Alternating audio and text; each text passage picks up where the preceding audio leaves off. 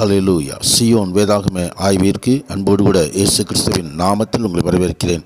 இன்றைய தினத்திலும் அப்போஸ்தலனான பரிசுத்த பவுல் தெசலோனிக்கேயருக்கு எழுதின முதலாவது நிருபத்திலிருந்து 3 அதிகாரங்களை நாம் தியானிக்கப் போகிறோம். 1 தெசலோனிக்கேயர் முதல் 3 அதிகாரங்களை தியானிக்க சர்வவல்லமை தேவன் தாமே நமக்கு கிருபை பாராட்டுவாராக.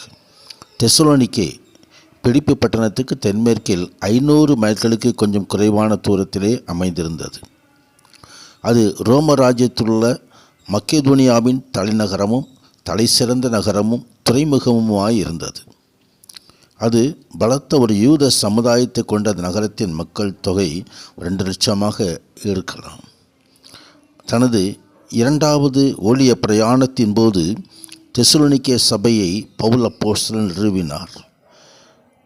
அந்த கனி நிறைந்த ஊழியம் யூதருடைய எதிர்ப்பினால் வளர்ச்சி அடைவதற்கு முன்பே முடிபட்டு விட்டது என்பதை அப்போஸ்தலர் 17வது அதிகாரத்திலே நாம் பார்க்கிறோம். தெசலோனிக்கை விட்டு போகும்படி வற்புறுத்தப்பட்டபடியினால் பவுல் அப்போஸ்தலர் பெரேயா பட்டணத்திற்கு போனார். அங்கும் சிறியதும் வெற்றிகரமான ஊழியம் உண்டாயிருந்தது. தெசலோனிக்கையிலிருந்து அதனைத் தொடர்ந்து வந்த யூதர்களின் எதிர்ப்பினால் வந்த துன்புறுத்தினால் ஊழியம் தடைப்பட்டதை அப்போஸ்தலர் 17ஆம் அதிகாரம் தெரிவிக்கிறது. அதன் பிறகு அத்தனை பட்டணத்திற்கு பவுல் அப்போஸ்தலர் செல்கிறார். அதே அப்போஸ்தலர் 17ஆம் அதிகாரத்தில் 15வது வசனம் முதல் 34வது வசனம் வரைக்கும் வாசிக்கும்போது நம்ம அறிந்து கொள்ள முடியும். அதன் பிறகு தீமோத்தேயு பவுல் அப்போஸ்தலருடன் சேர்ந்து கொண்டார். பவுல் தீமோத்தேயுவை திரும்பவும் தெசலோனிக்கே பட்டணத்துக்கு அனுப்பி அங்கே அந்த சபை நிலைமை குறித்து அறிந்துவிடும்படி அங்கு அனுப்புகிறதை குறித்து அப்போஸ்தலர் 18 நாம் வாசிக்க முடியும். கொடுக்கப்பட்ட வேலையை முடித்து கொண்டு தெசலோனிக்கே சபையை குறித்த ஒரு தகவலுடன் பவுலை காண தீமோத்தேயு கொரிந்து பட்டணத்திற்கு பயணப்பட்டார். தீமோத்தேயுவின் தகவலுக்கான அந்த பதில் தெசலோனிக்கேக்கு பவுல் இந்த நிருபத்தை எழுதினார். கர்த்தருடைய நாமத்துக்கு மகிமை உண்டாவதாக. ஆம், தெசலோனிக்கேயருக்கு விசுவாசத்துக்காக நன்றி தெரிவிக்கிறதை முதல் அதிகாரத்தில் நாம் பார்க்கிறோம். எங்கள் ஜெபங்களில் இடைவிடாமல் உங்களை குறித்து விண்ணப்பம் பண்ணி உங்கள் எல்லோருக்காகவும் உங்களை தேவனை ஸ்தோத்திரிக்கிறோம் என்று சொல்லி அங்கே மிகுந்த உபத்திரவத்திலே பரிசுத்த ஆவியின் சந்தோஷத்தோடு திருவசனத்தை ஏற்றுக்கொண்டு எங்களையும் கர்த்தரையும் பின்பற்றுபவர்களாயினீர்கள் என்று சொல்லி அங்கே தெசலோனிக்கேயரை குறித்து அப்போஸ்தலர் எழுதுகிறதை குறித்து நாம் பார்க்கிறோம். கர்த்தருடைய நாமத்துக்கு மகிமை உண்டாவதாக. ஆம், அப்போஸ்தலர் சுவிசேஷத்தின் பிரசங்கம் 4 முக்கியத்துவ பகுதிகளை கொண்டிருக்கிறது. அப்போஸ்தலர் தேவனுடைய கிறிஸ்துவனுடைய சுவிசேஷத்தை மற்றவர்களுக்கு அறிவித்தனர். தேவனுடைய வார்த்தையை பரிசுத்த ஆவியின் வல்லமையில் அவர் பிரசங்கித்தனர். செய்தியானது ஆழ்ந்த உணர்வுடன் அறிவிக்கப்பட்டது. அதோடு கூட அந்த செய்தியை விசுவாசித்தவர்கள் தேவனுடைய வார்த்தைக்கு கீழ்ப்படிந்து அதன்படி அவர்கள் வாழ்ந்தார்கள். இந்த காரியங்களையெல்லாம் அங்கே நாம் பார்க்க முடியும். கர்த்தருடைய நாமத்துக்கு மகிமை உண்டாவதாக.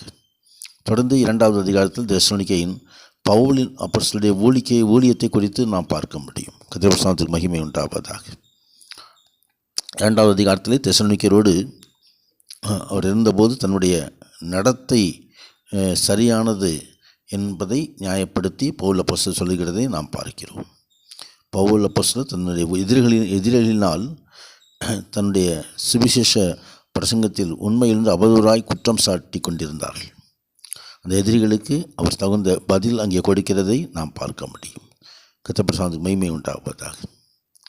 இங்கே சுவிசேஷத்தை எங்களிடத்தில் ஒப்புவிக்கத்தக்கதாய் தேவன் எங்களை உத்தமர் என்று எண்ணினபடியே நாங்கள் மனுஷருக்கு அல்ல, எங்கள் இதயங்களை சோதித்தறிகிற தேவனுக்கே பிரியமுண்டாக பேசுகிறோம், தேவனே சாட்சி என்பதையெல்லாம் அங்கே அப்போஸ்தலர் சொல்லுகிறார்.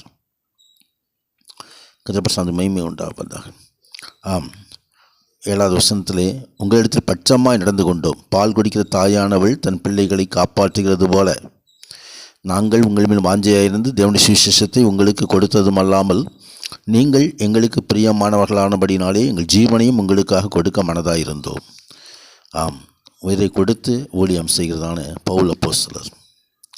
விசுவாசிகளாகிய உங்களுக்குள்ளே நாங்கள் எவ்வளவு பரிசுத்தமும் நீதியும் பிள்ளையின்மையுமாய் இருந்தோம் என்பதற்கு நீங்களே சாட்சி, தேவனும் சாட்சி என்று தனது பரிசுத்தத்தை குறித்து அங்கே அப்போஸ்தலர் தெளிவுபடுத்துகிறார்.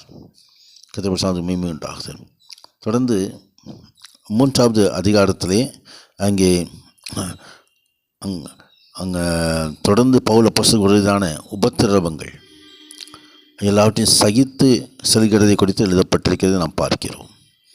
உபத்திரவங்களை சகிக்க நாம் நியமிக்கப்பட்டவர்கள் என்று நீங்கள் அறிந்திருக்கிறீர்களே, நமக்கு உபத்திரவம் வரும் என்று நாங்கள் உங்களிடத்தில் இருந்தபோது உங்களுக்கு முன்னறிவித்தோம், அப்படி வந்து நேரிட்டதென்றும் அறிந்திருக்கிறீர்கள் என்று சொல்லி இந்த உபத்திரவத்தின் பாதையிலே பொறுமையோடு சொல்ல வேண்டும் என்பதை அங்கே விவரித்து காண்பிக்கிறார். அதே போல் சோதனைக்காரன் வந்து சோதனைப்படுத்துகிற காரியம், அங்கே பலவிதமான நெருக்கங்கள் பாடுகள் ஆகியவற்றை கொண்டிருந்தாலும் எல்லாவற்றையும் பொறுத்து விசுவாசத்தில் நிலைத்திருக்கிறதான காரியத்தை குறித்தும் அப்போஸ்தலர் தெளிவுபடுத்துகிறார்.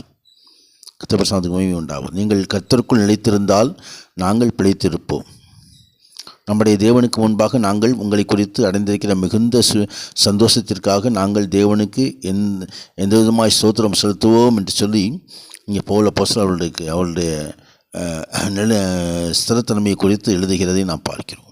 தொடர்ந்து சபைக்காக பவுல் அப்போஸ்தலர் விண்ணப்பத்தை ஏறெடுத்து இந்த அதிகாரத்தை அவர் முடிக்கிறார். நம்முடைய கர்த்தராகிய இயேசு கிறிஸ்து பரிசுத்தவான்கள் அனைவரோடும் கூட வரும்போது நீங்கள் நம்முடைய பிதாவாகிய தேவனுக்கு முன்பாக பிழையற்ற பரிசுத்தமுள்ளவர்களாக இருக்கும்படி இதயங்களை ஸ்திரப்படுத்துவாராக. தேவன் தாமே இந்த வசனங்களை தியானிக்க நம்மோடு இருந்து நம்மை நடத்துவாராக.